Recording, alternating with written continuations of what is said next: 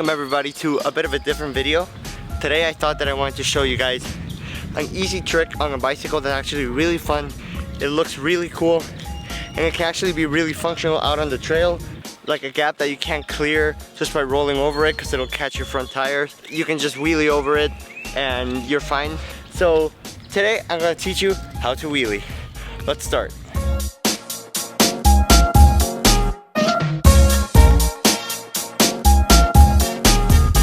Now, learning to wheelie in and of itself is not difficult. It's a very beginner-friendly trick that you can learn in your backyard.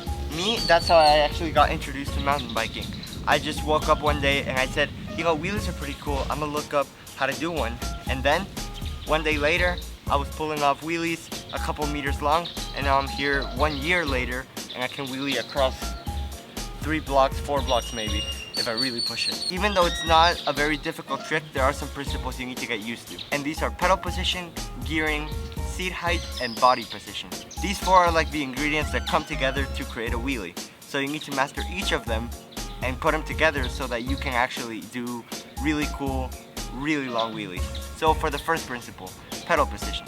This is what's actually going to get your wheelie initiated. So you want your pedal to go all the way up at the top of the range. Kind of like if you're starting a motorcycle, if you've ever done that. You want to put it at the top of the range and then push it down. When you push down, you're putting a lot of force on your drivetrain, which will cause your front wheel to lift up. This is the same as in a motorcycle. When you want to wheelie, you put the clutch in and you start accelerating and then you let go of it really quickly. This is putting a lot of force on the drivetrain and putting all the weight on the rear wheels, which will lift up your front wheel. Make sure that your preferred foot is sitting at the top of the range. The main struggle for people with wheelies is the fear of falling backwards. Even some friends that are really advanced cyclists, they're afraid to do wheelies because they're afraid to go backwards. But this isn't really an issue because you have your brakes. I realize that some people run their bicycles without brakes, but these are typically more advanced riders that have already gotten comfortable with their bicycles. So I think most people that are watching this video are going to run their bike with rear brakes. If you're starting to fall backwards, you're going to want to pull your rear brake, which if you're in America, is going to be your right lever, and if you're in the UK or in like the rest of the world, it's going to be your left lever. What pulling your lever is doing is going to lock up your rear wheel and it's going to bring the nose of your bike down. So if you ever feel like you're falling backwards, pull the lever and it's going to bring you flying forward. Brake control could actually be considered the 5th principle of doing a wheelie, but that kind of falls into body position. The next principle is gearing.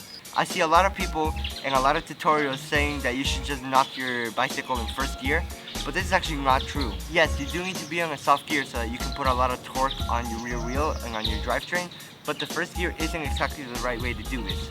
You need to be in a gear where it's not too hard and not too soft. This is going to differ from bike to bike because each bike is different, but me, I usually run a 5th, 6th gear, somewhere around those. But my bike has a 12-speed drivetrain, which I guess for beginners, it's not going to be as common. If you're a beginner, you most likely have a 7-speed drivetrain, maybe an 8-speed drivetrain. So try to go maybe 2nd, 3rd gear.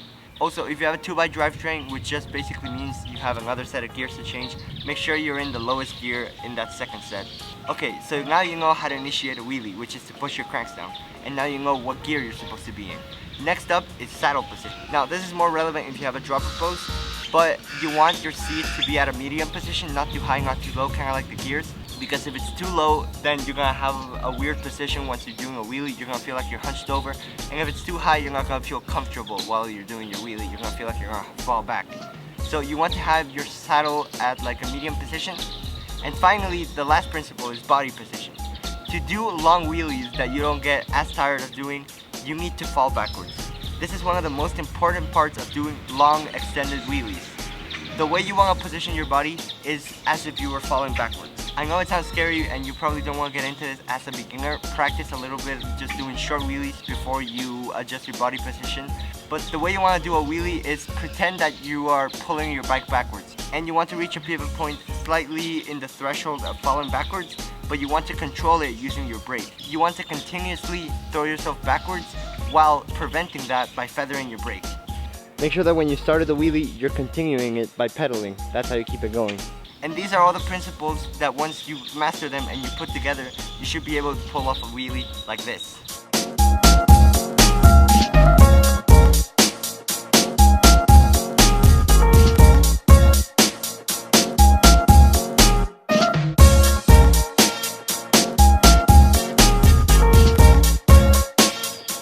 thank you guys for watching. Hopefully this video helped out some of you.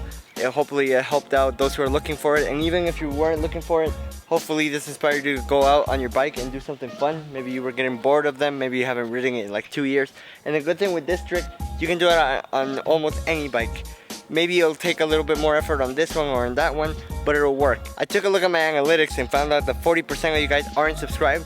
So if you're watching and you want to support the channel, please subscribe. It really helps out. Trust me, even if you think it doesn't, it really does. But if you don't want to subscribe and you enjoyed the video, please at least leave a like. Maybe tell me a comment about what will make you subscribe. But that's it for me today. I'll see you tomorrow.